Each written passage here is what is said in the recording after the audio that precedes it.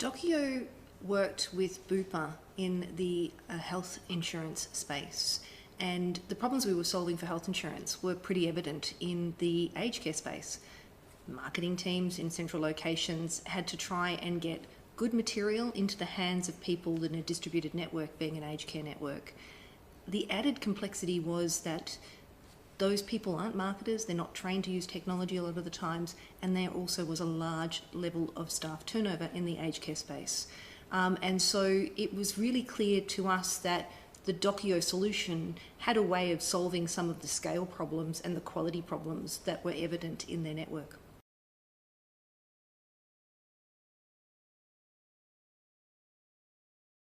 There's so many of them. It could be a map of life in a room. It can be the way that certificates are handed out to different volunteers. It's the partnership material. It's the ability to be able to quickly and rapidly download and email any home details. It's making sure that all of the signage is up to date.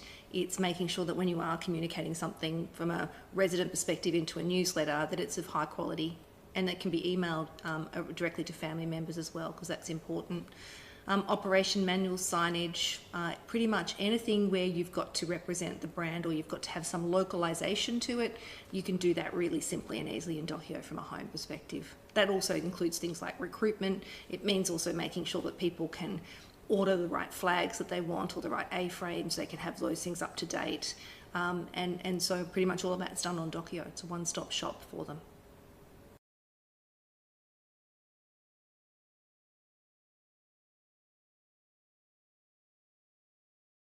So we always start with the marketing team and we start managing a workflow that tells us, what does the lifestyle team do, what does the operations team do, what do the general managers need, and how does marketing play through that. Often there's an ordering and procurement process too. So what we do is we map pretty much what people need at the distributed home layer and make sure that those teams and where they're providing those things are automated back onto Dokio. It's pretty rapid. We can normally go live in under a month, and what it does is effectively turn on its head all of the different things that are manual or are locked PDF and make those things much more live and usable. One of the other things that we do is we just make sure that the training is pretty simple and easy.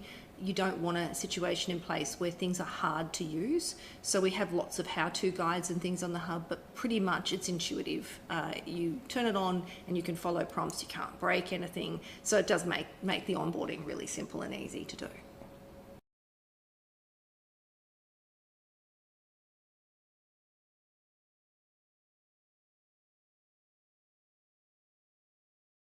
That's a really interesting question. It really depends on what AI enablement our clients have. Dokio is a really smart, dumb tool. It effectively takes all of the content that is our clients and the way that they want to generate their content, and it then serves that up in a really safe and meaningful way. So if our clients are using AI to generate content, then that content will be used in Dokio. Dokio uses AI in specific ways. It could be to help us with some code development. It could be to help us with some of the planning. So AI, it really is client dependent. Automation, well, Dokio is a content automation tool. So it's designed to automate all the things that are manual, all the things that take a lot of time and add very little value to things like design teams and marketing teams.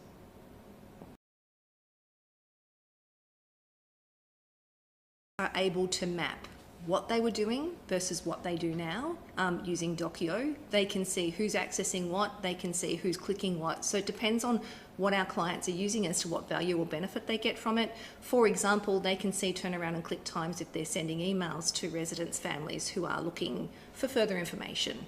They can see if they're sending a partner email, they can see what the click time is. They can manage some of those different things. You can see from a head office perspective what different newsletters are being developed, and you can see and manage the level of quality for those sort of things. For recruitment tools, effectively everything has an ability, basically Dokio generates QR codes and some of those sort of things. So where our clients are using it and they want to know and they want to track that the Burwood team are using the recruitment tool properly, they're taking it to the right fairs, they're doing that sort of stuff, they can track and look at that. So pretty much everything is logged, tracked, and you can then go to report to it.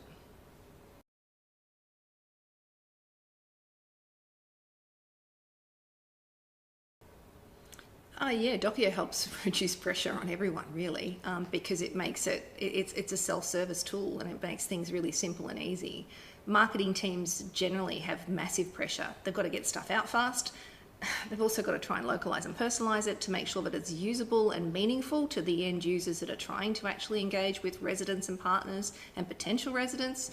So yeah, it makes everything easier, because it's really automating the stuff that should just be automated.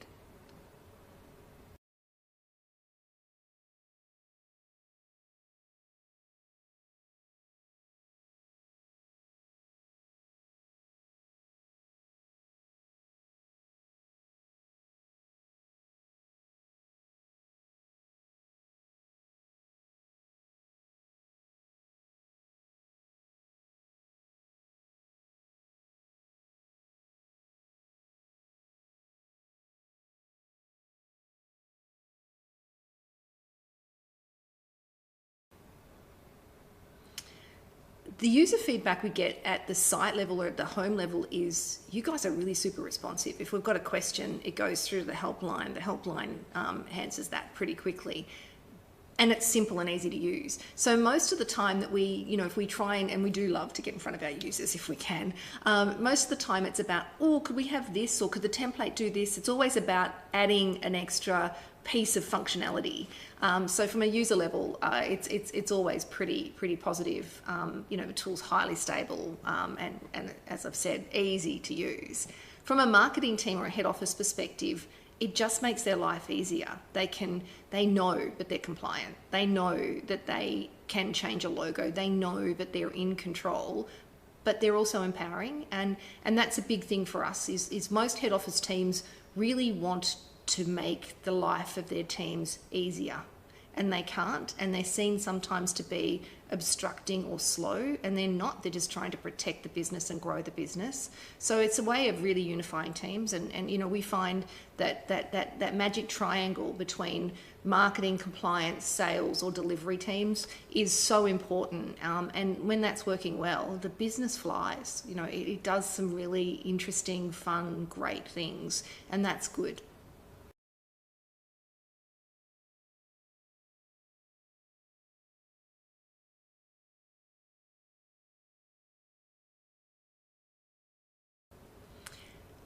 At all times, our clients tend to give their agencies access to Dokio if they're doing any sort of collateral updates, because basically the agency can upload it, and the marketing team can approve it. And then we collaborate by basically understanding that we're an enablement tool. It's their content, it's their business. So what we do is just enable it. So I look for roadblocks, we look for impediments, we look for ways to make things easy, simple, and fast.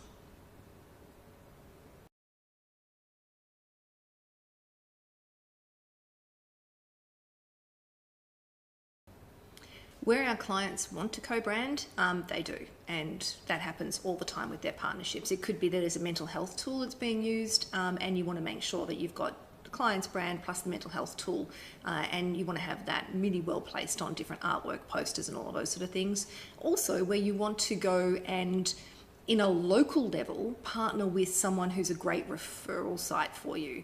And from an aged care perspective, being able to make sure that you can grab your potential residents and that you've got waiting lists across multiple cohorts basically just helps for your pricing, and it helps for your overall commercial success. So we encourage our clients to enable their locations to co-brand and partner with really important referral sites, and we find where you've got the logos together, and where you're actually working in tandem, you tend to have better outcomes.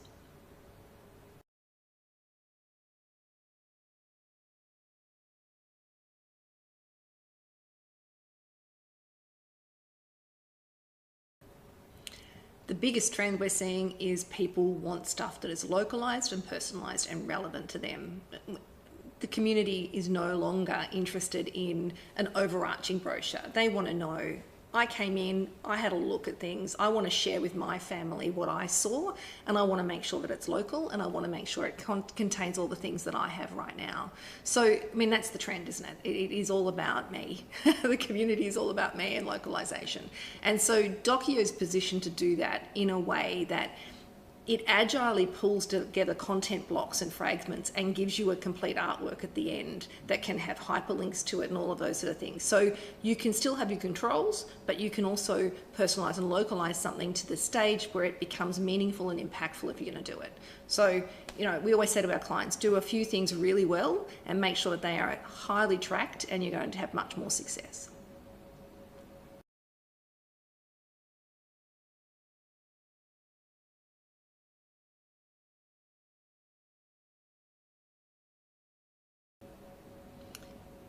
I think the biggest opportunity is being able to have consistency on the things that matter and enable localization or personalization where you need to.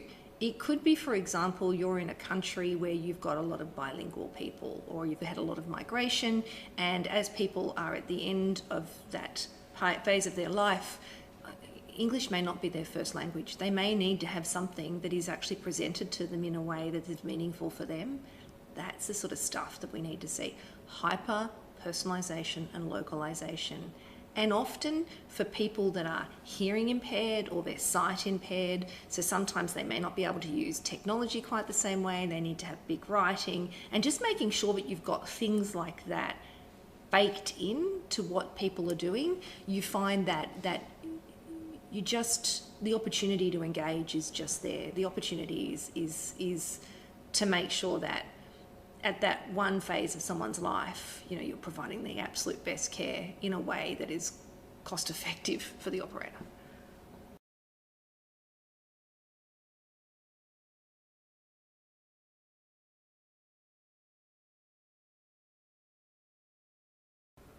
We're always looking for good partnerships, and so we announce those as they come along.